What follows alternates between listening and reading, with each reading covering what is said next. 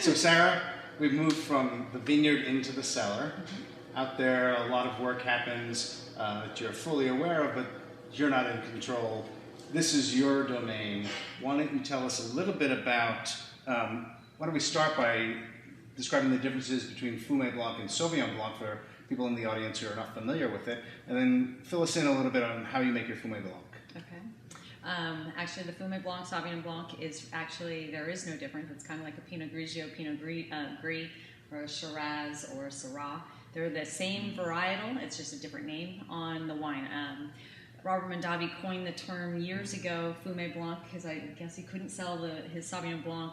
Tried to connect it with the Pouilly Fumé, and it ended up, because of that, the Fumé Blanc, it sold, and I think there were quite a few wineries that kind of got on that Fumé Blanc in California, and we did. And it's funny because it does say on our Fumé Blanc label, it says Fumé Blanc and Sauvignon Blanc, so it helps, trying to help the consumer, but a lot of people do think it's a different varietal, even though it is not. It is 100% Sauvignon Blanc in our Fumé Blanc. And tell us a little bit about the winemaking. How do you make your Sauvignon Blanc? So your Fumé Blanc. Okay. Sauvignon Blanc. I don't know which one to call it now. It's Fumé Blanc, but it is Sauvignon Blanc, 100%.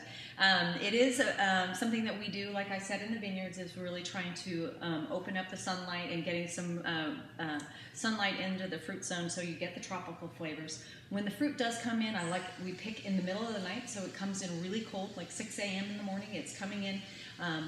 We put it in the press and we cold settle the juice for about 2 days. I do a little bit of skin contact on the Sauvignon Blanc because I like to get the flavor out of the grapes into the juice. So I get that little bit of, like, maybe an hour to 2 hours on the skin. I think it just gets more flavor and intensity.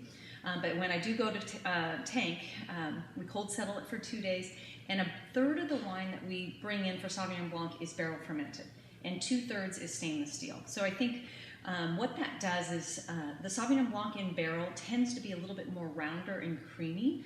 It's very neutral. If you can see these barrels, they're very neutral barrels. They're old.